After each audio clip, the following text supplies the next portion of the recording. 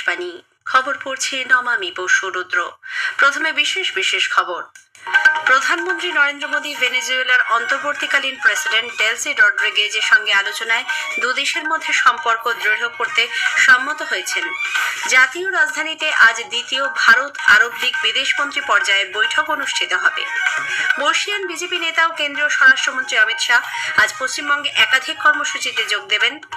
মেয়েদের ঋতুকালীন স্বাস্থ্য রক্ষা সংবিধানের 21 ধারায় বর্ণিত জীবন ও গোপনীয়তার মৌলিক অধিকারের অবিচ্ছেদ্য অঙ্গ বলে সুপ্রিম কোর্ট মত ব্যক্ত করেছে। টি-20 ক্রিকেট সিরিজের শেষ ম্যাচে ভারত আজ নিউজিল্যান্ডের মুখোমুখি হবে। আসছে বিস্তারিত খবরে। প্রধানমন্ত্রী নরেন্দ্র মোদী ও ভেনেজুয়েলার অন্তর্বর্তীকালীন প্রেসিডেন্ট ডেলসি রড্রিগেজ পারস্পরিক আলোচনায় বাণিজ্য, বিনিয়োগ, জ্বালানি, প্রযুক্তি, স্বাস্থ্য, কৃষি ও সাধারণ মানুষের মধ্যে সম্পর্ক সহ সকল ক্ষেত্রে দ্বিপাক্ষিক অংশীদারিত্ব দৃঢ় করতে সম্মত হয়েছেন। এক বিবৃতিতে বিদেশ মন্ত্রক জানিয়েছে, গতকাল প্রধানমন্ত্রী ভেনেজুয়েলার প্রেসিডেন্টের পক্ষ থেকে একটি টেলিফোন কল পান। তারা পরস্পরের মধ্যে মতামত বিনিময় করেন। দক্ষিণ বিশ্বে দুই দেশের মধ্যে সহযোগিতার সম্পর্কের গুরুত্বের ওপর জোর দিয়েছেন উভয় নেতা। বিদেশমন্ত্রী ডক্টর এস জয়শঙ্কর গতকাল নতুন দিল্লিতে আরব লীগের বেশ কয়েকটি সদস্য দেশের বিদেশ মন্ত্রীদের সঙ্গে দ্বিপাক্ষিক আলোচনা ও মত বিনিময় করেছেন। আলোচনায় দুপক্ষের সম্পর্ক মজবুত করা এবং পশ্চিম এশিয়ার পরিস্থিতি পর্যালোচনা করার ওপর জোর দেওয়া হয়েছে। জাতীয় রাজধানীতে আজ দ্বিতীয় ভারত আরব লীগ বিদেশমন্ত্রী পর্যায়ে বৈঠক অনুষ্ঠিত হবে। ডক্টর জয়শঙ্কর গতকাল কমোরোস, লিবিয়া, সোমালিয়া এবং প্যালেস্তাইনের বিদেশমন্ত্রীদের সঙ্গে আলাপ আলোচনা করেন। তিনি আরব লীগের মহাসচিব আহমেদ আবুল ঘেইতের সঙ্গেও দেখা করেন। আহমেদ আবুল ঘেইতের সঙ্গে তাঁর মত বিনিময় সম্পর্কে ডক্টর জয়শঙ্কর এক সমাজ মাধ্যম পোস্টে বলেছেন, বিভিন্ন ক্ষেত্রে সহযোগিতা এবং সম্পর্ক জোরদার করা নিয়ে তাদের মধ্যে বিস্তারিত আলোচনা হয়েছে। অন্যদিকে কেন্দ্রীয় বিদেশ প্রতিমন্ত্রী কীর্তিবর্ধন সিং গতকাল নতুন দিল্লিতে ভারত আরব বাণিজ্য, উদ্যোগ ও কৃষির উদ্বোধন করেছেন। শ্রী সিং আরবের সঙ্গে শক্তিশালী বাণিজ্য ও বিনিয়োগ সম্পর্ক এবং বিভিন্ন খাতে অর্থনৈতিক ও বাণিজ্যিক সম্পর্ক আরো মজবুত করার সম্ভাবনাকে স্বাগত জানান। এনসিপির বরিষ্ঠ নেতা এবং মহারাষ্ট্রের মন্ত্রী ছগন ভুজবাল বলেছেন, নতুন নেতা নির্বাচনের জন্য আজ মুম্বাইতে এনসিপি বিধায়ক দলের বৈঠক অনুষ্ঠিত হবে। গত বুধবার এক বিমান দুর্ঘটনায় এনসিপির জাতীয় সভাপতি এবং মহারাষ্ট্রের উপমুখ্যমন্ত্রী অজিত পাওয়ারের মৃত্যুর পর পদটি শূন্য হয়। অন্যদিকে দলের অভ্যন্তরে জল্পনা রয়েছে, অজিত পাওয়ারের স্ত্রী সুনেত্রা পাওয়ারকে নতুন নেতা হিসেবে নির্বাচন করা হতে পারে। এদিকে অজিত পাওয়ারের আকস্মিক মৃত্যুর পর উদ্ভূত রাজনৈতিক পরিস্থিতি নিয়ে আলোচনা করতে এনসিপির বরিষ্ঠ নেতারা গতকাল মুখ্যমন্ত্রী দেবেন্দ্র ফডনবিসের সঙ্গে সাক্ষাৎ করেন। অর্থমন্ত্রী নির্মলা সীতারামন আগামীকাল লোকসভায় কেন্দ্রীয় বাজেট পেশ করবেন। লোকসভার বাজেটের একটি প্রতিলিপি রাজ্যসভায় রাখা হবে। 2019-এ দায়িত্ব পাওয়ার পর এটি হবে শ্রীমতী সীতারামনের নবম বাজেট। অন্যদিকে মোদী সরকারের তৃতীয় মেয়াদের তৃতীয় বাজেট এটি। সংসদে বাজেট ভাষণের পর বাজেটের নথি মোবাইল অ্যাপ ও ওয়েবসাইটে পাওয়া যাবে। এরপর অর্থমন্ত্রী দেশের বিভিন্ন প্রান্তে 30 জন কলেজ পড়ুয়ার সঙ্গে মত বিনিময় করবেন। এই পড়ুয়ারা লোকসভার গ্যালারিতে বসে বাজেট প্রস্তাব পেশ প্রত্যক্ষ করতে পারবেন। এক বিবৃতিতে অর্থমন্ত্রক জানিয়েছে, এদের মধ্যে বাণিজ্য, অর্থনীতি, চিকিৎসা এবং ভোকেশনাল কোর্স সহ নানা বিষয়ের পড়ুয়া রয়েছেন। বাজেট প্রস্তুতির আগে শ্রীমতী সীতারামন বিশিষ্ট ব্যক্তিবর্গের সঙ্গে বৈঠক করেছেন। সমাজ মাধ্যমে কেন্দ্রীয় বাজেট 2026-27 যে স্ক্যান্ড কপি প্রচারিত হচ্ছে তা ভুয়ো বলে জানিয়েছে সরকার।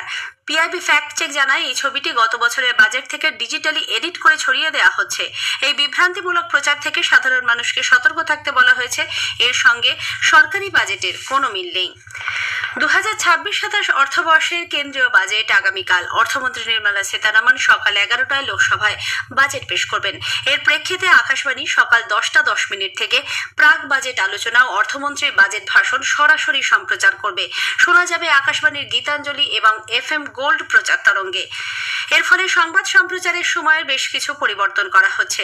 বেলা 12:30টার গ্রামীণ এবং 12:50 বাংলা সংবাদ শোনা যাবে FM রেনবো চ্যানেলে। বেলা 1:30টার জাতীয় সংবাদ প্রচারিত হবে 1:50 গীতাঞ্জলি প্রচার তরঙ্গে। তারপরেই দুপুর 2টায় প্রচারিত হবে 1:40 স্থানীয় সংবাদ।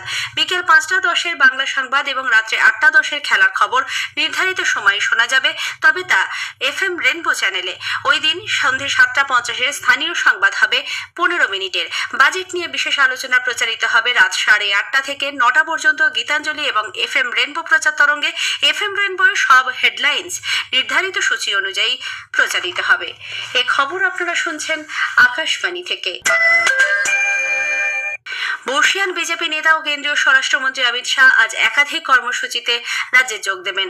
সকালে তিনি নিউ টাউনের একটি হোটেল থেকে ব্যারাকপুরের উদ্দেশ্যে রওনা হবেন। সেখানে আনন্দপুরী মাঠে কর্মী সম্মেলনে ভাষণ দেবেন স্বরাষ্ট্রমন্ত্রী। অনুষ্ঠান শেষে শ্রী শাহ কলকাতা বিমানবন্দর থেকে বাগডোগরার উদ্দেশ্যে রওনা হবেন। দুপুরে গোসাইপাড়া এয়ারপোর্ট অথরিটি অফ ইন্ডিয়ার মাঠে দলীয় সাংগঠনিক বৈঠকে উপস্থিত থাকবেন।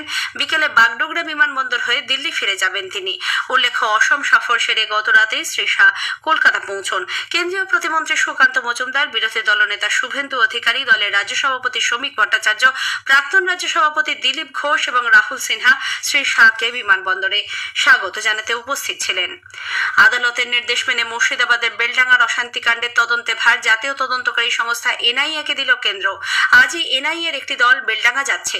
ঝাড়খণ্ডে এক পরিযায়ী শ্রমিকের অস্বাভাবিক মৃত্যুকে কেন্দ্র করে চলতি মাসের 16 ও 17 তারিখ পরপর দুদিন বিক্ষোভে উত্তাল হয়ে ওঠে বেলডাঙ্গা।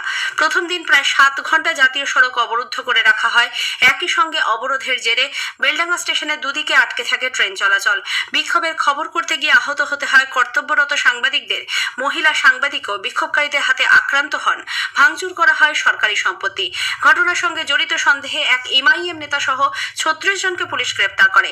তার মধ্যে 4 জন সাংবাদিক নিগ্রহের ঘটনায় সরাসরি জড়িত বলে পুলিশের দাবি। এদিকে ওই ঘটনায় কলকাতা হাইকোর্টে একাধিক জনস্বার্থ মামলা হয়।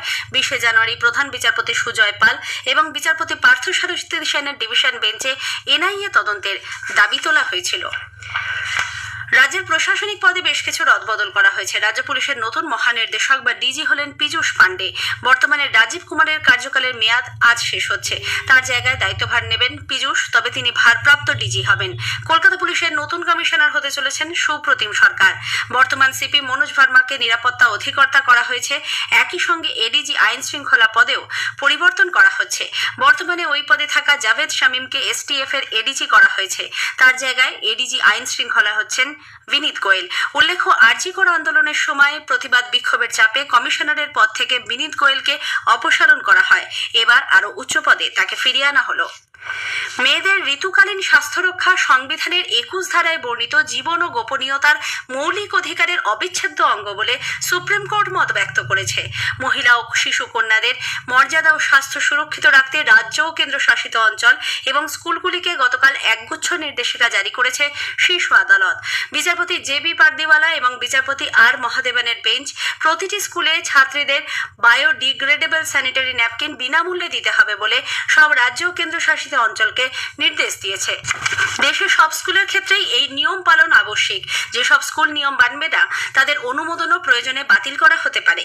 প্রাথমিক সুযোগ সুবিধার অভাব এবং ঋতুস্রাবকে ঘিরে সামাজিক ছুঁতমার্গের কারণেই মেয়েদের স্বাস্থ্য, শিক্ষা এবং গোপনীয়তা সরাসরি প্রভাবিত হচ্ছে বলে বেঞ্চের পর্যবেক্ষণ। একই সঙ্গে ছেলে, মেয়ে এবং বিশেষভাবে সক্ষমদের জন্য জাতীয় নীতির অধীনে পৃথক পরিচ্ছন্ন শৌচালয় গড়ে তোলার নির্দেশ দিয়েছে আদালত। সমাজকর্মী জয়া ঠাকুরের দায়ের করা এক জনস্বার্থ মামলার প্রেক্ষিতে শীর্ষ আদালত বলেছে, menstrual hygiene for school going girls নীতি বাধ্যতামূলকভাবে বলবৎ করতে হবে। বিশ্ব স্বাস্থ্য সংস্থা হু জানিয়েছে, ভারত থেকে প্রাণঘাতী নিপা ভাইরাস ছড়িয়ে পড়ার সম্ভাবনা কম। এজন্য কোনো ভ্রমণ বা বাণিজ্য নিষেধাজ্ঞা আরোপের প্রয়োজন নেই। পশ্চিমবঙ্গের উত্তর 24 পরগনা জেলায় নিপা ভাইরাসে আক্রান্ত 2টি ঘটনা নিশ্চিত হওয়ার পর হু এই মন্তব্য করেছে। হু নিপা ভাইরাসের সংক্রমণ নিয়ে ভারতের স্বাস্থ্য কর্তৃপক্ষের সঙ্গে নিবিড়ভাবে কাজ করছে এবং এখনো পর্যন্ত মানুষ থেকে মানুষের মধ্যে সংক্রমণ বৃদ্ধির হার তার কোনো প্রমাণ পাওয়া যায়নি বলেও জানানো হয়েছে। মার্কিন অভিবাসন নীতির প্রতিবাদে বিক্ষোভে সামিল হয়েছেন আমেরিকাবাসী। দেশ জুড়ে চলছে ধর্মঘট। বিক্ষোভকারীরা স্লোগান তুলেছেন, কোনো কাজ নয়, স্কুল নয়, শপিং নয়। মিনিয়াপলিসে ইন্টেন্সিভ নার্স অ্যালেক্স প্রেটিকে গুলি করে হত্যার ঘটনায় ব্যাপক ক্ষোভের মধ্যেই এই কর্মসূচি অনুষ্ঠিত হচ্ছে। অ্যারিজোনা, কলোরাডো এবং অন্যান্য রাজ্যের কিছু স্কুলে ব্যাপক অনুপস্থিতির আশঙ্কা থেকে আগে থেকেই ক্লাস বাতিল করা হয়েছে। টি-20 ম্যাচ 5 ম্যাচের সিরিজের শেষ ম্যাচে ভারত আজ নিউজিল্যান্ডের মুখোমুখি হবে। তিরুবনন্তপুরমের গ্রিনফিল্ড স্টেডিয়ামে খেলা শুরু হবে সন্ধ্যে 7টায়। 5 ম্যাচের টি-20 সিরিজে প্রথম 3টি খেলায় জিতে ভারত ইতিমধ্যেই সিরিজ জয় নিশ্চিত করেছে। শেষ করার আগে খবরের বিশেষ কিছু অংশ আরও একবার। প্রধানমন্ত্রী নরেন্দ্র মোদী ভেনেজুয়েলার অন্তর্বর্তীকালীন প্রেসিডেন্ট ডেলসি রড্রিগেজের সঙ্গে আলোচনায় দুদেশের মধ্যে সম্পর্ক দৃঢ় করতে সম্মত হয়েছেন। বর্ষিয়ান বিজেপি নেতা কেন্দ্রীয় স্বরাষ্ট্রমন্ত্রী অমিত শাহ আজ পশ্চিমবঙ্গে একাধিক কর্মসূচিতে যোগ দেবেন। মেয়েদের ঋতুকালীন স্বাস্থ্য সুরক্ষা সংবিধানের 21 ধারায় বর্ণিত জীবন ও গোপনীয়তার মৌলিক অধিকারের অবিচ্ছেদ্য অঙ্গ বলে সুপ্রিম কোর্ট মত ব্যক্ত করেছে। খবর শেষ হলো। এরপর স্থানীয় সংবাদ সকাল 10টা বেজে 10 মিনিটে।